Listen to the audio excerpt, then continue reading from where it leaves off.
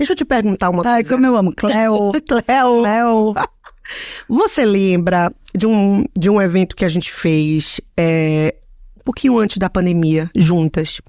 E você estava numa fase que você tinha ganhado alguns quilos, engordado. Tava uns 20 quilos, né? E o nosso papo era sobre alto amor. Uhum. Você também não evento, né? Era um evento no Free, que era um evento para as mulheres. Da Estéria.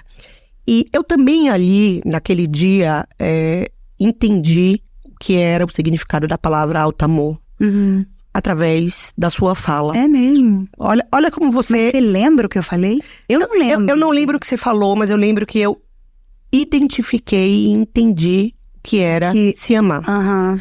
Que naquele dia, eu também entendi com a sua fala que eu não me amava.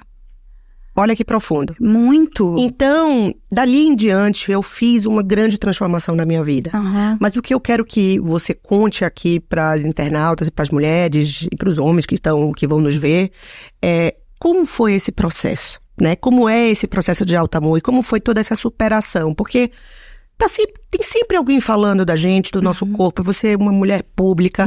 Como foi isso tudo para você? Cara, eu lembro, foi uma fase muito pesada da minha vida, assim. Porque era muito hate. E acho que a última vez que eu senti tanto ódio gratuito, assim, eu devia ter 14 anos e foi na época dos boatos que rolaram com a minha família. E aí foi muito pesado, porque eu voltei um pouco para aquela fase, para aquela época, emocionalmente, assim, mentalmente, porque me remetia muito esse hate gratuito, assim. Mas também foi muito... Eu acho que tudo que acontece, se a gente não tirar um ensinamento da merda que acontece, você só vai se ferrar. Você tem que tirar alguma coisa boa daquilo. Você tem que conseguir fazer alguma coisa boa com aquilo. E acho que o que foi bom pra mim foi que eu com certeza entrei numa jornada que eu não estava antes, de alto amor. Eu não estava antes. E nessa época era muito... Era tudo novidade pra mim, era um corpo novo pra mim também. Era uma nova forma de ocupar o espaço que eu sempre ocupei. E aí, ao mesmo tempo, eu fiquei muito magoada com as pessoas, porque eu achei elas muito preconceituosas. Muito preconceituosas. Achei aquilo... Aí fico imaginando como é que é passar uma vida sendo alvo, né, de preconceito ou de coisas assim. Deve ser totalmente alienador. E eu ainda tive apoio, né, de algumas pessoas que eram da minha vida e que compraram a minha onda e tudo. Isso ajudou muito. Mas foi punk. Foi punk, foi pesado. Mas eu sou grata hoje em dia. Porque é isso, eu acho que eu realmente comecei a olhar pra mim com uma compaixão e com uma doçura que eu nunca tinha olhado. Nunca. Eu aprendi a ser minha melhor amiga. Foi aí que eu comecei, eu acho. Como foi? Você lembra dessa conexão? Porque depois desse evento com você, eu entendi que eu precisava ressignificar a minha imagem e a minha vida, né? Você me conhece há mais de 20 anos. Sim. E eu sempre fui uma mulher gorda, mais gorda ou menos gorda, mas sempre uma mulher gorda. Sim. E eu me achava uma alienígena, né? Eu achava que eu não tinha, que as pessoas nem... Que você não poderia existir daquela forma. Daquela forma. Então eu não seria... Mas porque é muito dura a gordofobia, né? Ela é muito dura. É muito dura. Mas, depois da sua fala, quando você explicou pra mim o que era alto amor, e eu acho que você estava descobrindo aquilo naquela fase também, falei, eu vou ter que reconstruir essa história e eu vou ter que me encarar. Vou ter que me olhar no espelho e dizer, vai ser daqui pra frente. Como foi isso pra você? Você lembra dessa virada de chave ou não? Eu acho que foi uma coisa progressiva, assim.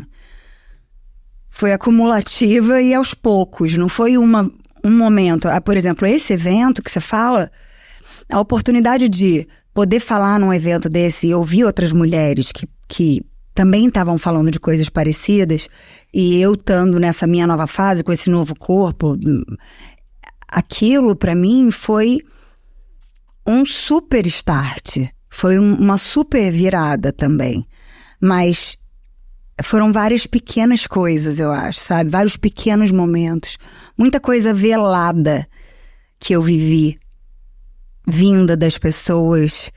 E sabe assobio de cachorro? Que você assobia, ninguém aqui vai ouvir, mas o cachorro vai ouvir. Sei. O cachorro sabe que é pra ele. Sei. Então fizeram muito isso comigo. Ninguém via que era direcionado pra mim o que estava acontecendo, mas era, eu sabia que era. E você sabia? E aí eu parecia uma louca tentando explicar isso para as pessoas, tentando fazer com que as pessoas entendessem que eu tava precisando de ajuda. É isso. Porque não parecia. Sim. Entendeu? É bom que você consegue materializar, né, o que tantas mulheres vivem, né, o que tantas pessoas vivem, porque eu tô entendendo claramente o que você fala. É porque você sabe como é o preconceito velado. É isso. Você sabe o que é uma gordofobia, uma pressão estética velada. Você entra na sala e a pessoa olha pra sua barriga. Não só isso, ela pode estar te elogiando. É pior ainda. Ela pode estar te elogiando e você sabe que não é um elogio, mas todo mundo ao redor vai falar, ai, que legal, tá vendo? Olha que legal. E você vai ficar, tipo, se sentindo totalmente sozinha naquele lugar, assim. É difícil. É difícil, mas eu acredito muito, sabe, Cleo, nessa transformação da nossa sociedade, assim. Eu também, amiga. Se a gente não acreditar nisso... A gente não segue. Não acorda. Não acorda. E eu fico pensando também, e aí falando um pouco de corpo, já vou mudar o assunto, mas a gente precisa desconstruir esses padrões. A gente precisa muito lutar, sabe? Uma coisa que eu comecei a pensar, quando eu engordei, eu pensava, cara, mas... Porque no início eu falava, mas realmente, né, eu também tô uma baleia. Eu ficava assim comigo, sim, sabe? Você com você mesma.